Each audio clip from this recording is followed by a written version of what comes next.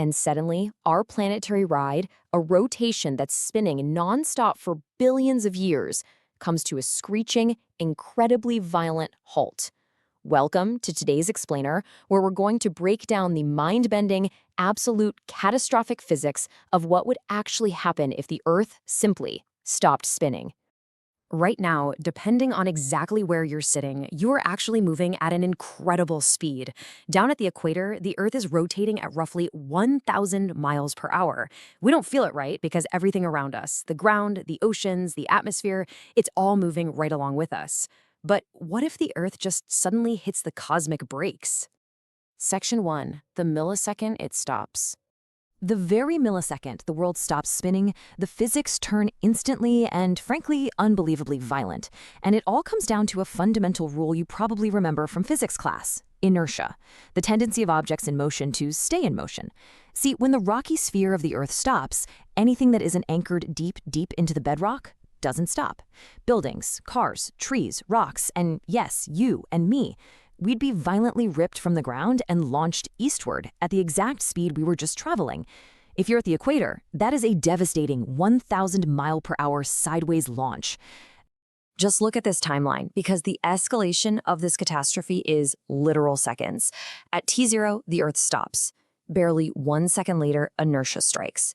Within a minute, supersonic winds hit, and by T+1 hour, global tsunamis are quite literally redrawing the map. Let's actually look a little closer at those winds and waves. Section 2, supersonic winds and mega tsunamis. Because as you can probably guess, it's not just the solid objects that retain their momentum. The fluids on our planet are about to unleash absolute havoc. Think about the air around us. The atmosphere has mass, and it's also spinning at 1,000 miles per hour at the equator. If the solid ground suddenly stops, the atmosphere, it keeps right on spinning. The result is the atmosphere scouring the Earth's surface with supersonic winds, instantly obliterating whatever might have miraculously survived that initial jolt of inertia. And that unleashes the next devastating blow: the oceans. Water, just like the air, keeps moving. The oceans, maintaining that 1,000 mile per hour momentum, would crash over continents as unimaginable, continent-swallowing megatsunamis. Coastlines would globally vanish in an instant, and catastrophic inland flooding would happen almost immediately. Section 3, redrawing the global oceans. So, what happens when the literal dust and the water finally settles?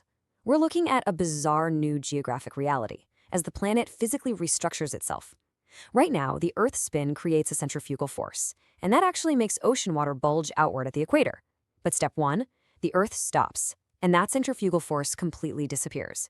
Step 2, gravity takes over, and all that ocean water migrates toward the poles, where gravity is the strongest. Step 3, this drains the equatorial oceans, leaving behind a massive, continuous, dry megacontinent, wrapping right around the middle of the Earth. Section 4, scorching days, freezing nights. With our oceans now parked at the poles and a single megacontinent dominating the middle of the planet, we face a deadly new reality. The entire concept of our 24-hour day and night cycle, it's just gone. We're suddenly dealing with a stark, terrifying duality. The Earth is effectively split in two. The sun-facing side is trapped in an endless day with boiling, inescapable heat. And conversely, the dark side of the planet is plunged into an endless night, experiencing a deep, permanent freeze. Because the Earth is no longer rotating on its axis, a single day now lasts an entire year. Our daylight is tied solely to the Earth's orbit around the sun. That means any given spot on Earth experiences 6 straight months of blazing, continuous sun, followed by 6 straight months of frozen, pitch-black night. This would create extreme, completely unlivable weather systems across most of the globe. Which brings us to Section 5. Can anything survive? This is the climax of our explainer. Can anything actually survive this? Where could humans or animals possibly take refuge in this new, hostile world? Let's break down the options. The equator alternates between boiling and freezing, with zero water access since it's now completely dry land, so habitability there is 0. The poles are locked into deep freeze and entirely submerged. Habitability is very low. But there is one final option. The twilight zone offers moderate temperatures and sits right on the coastal edges of our new polar oceans, giving it the absolute highest chance for survival.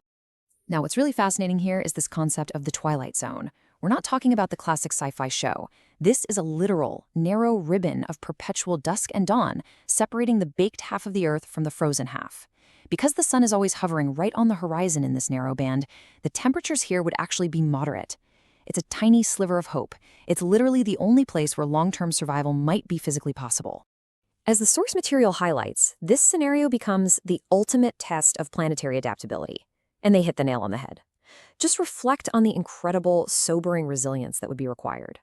Humanity, and whatever flora and fauna somehow survived the initial 1,000-mile-per-hour winds and tsunamis, would have to pack up and constantly migrate. You'd be endlessly chasing this narrow twilight border as it slowly creeps across the globe over the course of the year-long day. It's an incredible, haunting thought experiment, isn't it? It reveals just how perfectly balanced our spinning blue marble really is. So I want to leave you with this final, provocative question to ponder. If the Earth stopped tomorrow, facing the inertia, the supersonic winds, and the boiling continents, would you make it to the twilight zone?